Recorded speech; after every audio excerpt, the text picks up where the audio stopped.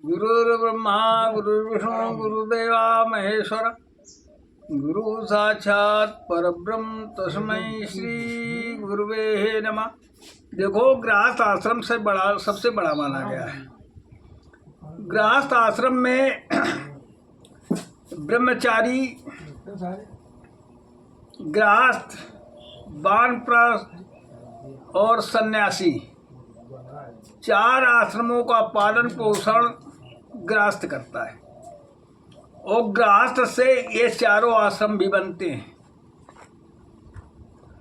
तो गृहस्थ आश्रम में रह करके अगर नियम से चला जाए तो बड़ा आनंद है। और सभी गृहस्थ के ही अधीन है। पशु पक्षी, जानवर और ये चारों आश्रम, वानप्रस्थ, सन्यासी और गृहस्थ, ये चारों आश्रम भी गृहस्थ के सहारे हैं। अब गृहस्थ में धर्म का निर्वाह करना चाहिए कि हमको चलना कैसे है। देखो, पशु पक्षी को पालना सहज है, उनको सुरक्षा करना गृहस्थ का धर्म है। जानवर पालने के बाद उनकी सुरक्षा करना जरूरी है। और जो संत या अतिथि लोग आते हैं उनकी सेवा करना गृहस्थ का धर्म है। घर परिवार में असंतोष न हो, संतोष से सबको रखना, ये गृहस्थ का धर्म है। स्वतः ये देखना चाहिए कि गृहस्थ में कोई भी मनुष्य, हमारा गार्जियन संतुष्ट है या नहीं, उनको माने संतुष्ट रखना चाहिए। इसके बाद जो हमारे पूर्वज हैं, और लड़का पैदा भी करना एक जरूरी है। क्यों? पितृ ऋण जो होता है, माता पिता ऋण जो होता है, लड़का पैदा होने के बाद उसके ऊपर चला जाता है। अब माता पिता का ऋण उतारने के लिए आपको पिंडदान, जो पितर पक्ष में पानी और दिया जाता है, ये करना चाहिए, जिससे पितृऋण उतरता है। अब पितृऋण उतरने के लिए लोग ये कह दे कि पितृ पानी पाएंगे कैसे। पाने के लिए ऐसा है, जिस योनि में आपके पितृ हैं, जड़ योनि में हैं, पशु योनि में हैं, किसी योनि में, तो उसी जैसे वो भोजन करते वही बन करके उनको मिलेगा। मान लीजिए यहाँ से मनी ऑर्डर रुपए अमेरिका को भेजे जाए, तो यहाँ से रुपए जाकर के अमेरिका में डॉलर के रूप में उनको मिलेंगे। इसी तरीके से पितृ ऋण उतारने के लिए पिंडदान और पानी अवश्य देना चाहिए। देखो, गृहस्थ में रह करके जीव हत्याएं होती हैं, इसमें विचलित ना होना चाहिए। जब रोटी बनाई जाती है तो चूल्हे में जीव हत्या होती है। जहाँ पानी रखा जाता है वहाँ जीव हत्या होती है। जब गेहूँ पीसा जाता है उसमें जीव हत्या होती है। जब धान कूटे जाते हैं उसमें जीव हत्या होती है। ये जीव हत्याएं होती है, परंतु जान के जीव हत्या न करना चाहिए। ये तो जीव हत्या अनायास गृहस्थी में होती है, परंतु भगवान गृहस्थ को माफ भी बहुत करते हैं।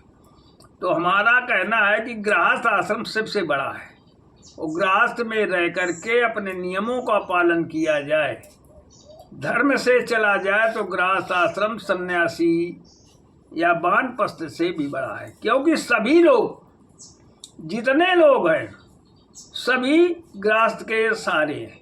और गृहस्थ का सहारा सभी लेते हैं, पशु पक्षी भी लेते हैं, जानवर भी लेते हैं, और चारों आश्रम भी लेते हैं। सभी गृहस्थ के आश्रम रहते हैं। तो गृहस्थ के सहारे रहने से गृहस्थ का धर्म है कि हमको उनको निर्वाह करने के लिए, मान लीजिए कोई संत आ जाए, कोई भिखारी आ जाए, उनको देना चाहिए। ये उनका धर्म है, क्योंकि वो तो भी तुम्हारे सहारे हैं। तो यही एक धर्म है, और धर्म करने से आपका उद्धार होता है, उद्धार होगा।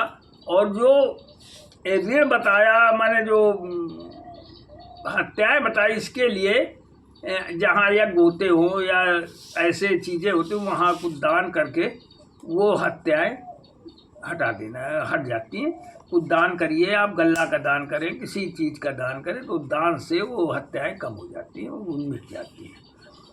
तो पितरों के लिए आप विशेष ध्यान दें कि पितरों का पिंडदान, पानी देना, ये गृहस्थ के लिए बहुत ज़रूरी है, क्योंकि पितृ ऋण से व्यक्ति उद्धार नहीं होता है। पितृ ऋण, क्योंकि पिता के वीर से पुत्र पैदा होता है और माता के उदर से जन्म होता है, उसके बाद उसके पालन पोषण के लिए उसका पिता का कमाया हुआ धन काम करता है। पिता के धन से वो बड़ा होता है, गृहस्थी बनती है, वो पिता के धन में से होता है। तो वो पितृ और माता ऋण ये बहुत कठिन है, ये जरूर ऋण उतरता नहीं। माता पिता के ऋण उतारने के लिए ये जरूरी है कि आप लोग पिंडदान और पानी वगैरह ये देना चाहिए। इसमें संशय न होना चाहिए कि नया युग है, लोग कहते पाएंगे नहीं, ये उसी यौन में पाएंगे जिस यौन में वो रह रहे हैं। अगर जानवर के यौन में अगर पितृ है तो घास बन के, आपका पिंड घास बन के उनके मुख में जाएगा, ये निश्चित है।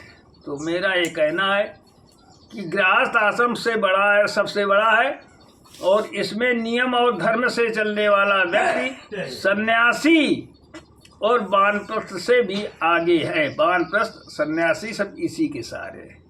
तो मेरा ये निवेदन है कि गृहस्थ आश्रम में रह करके सभी लोग भगवान का नाम लेना और धर्म का पालन करना, यही मेरा अनुरोध है और ये करना चाहिए।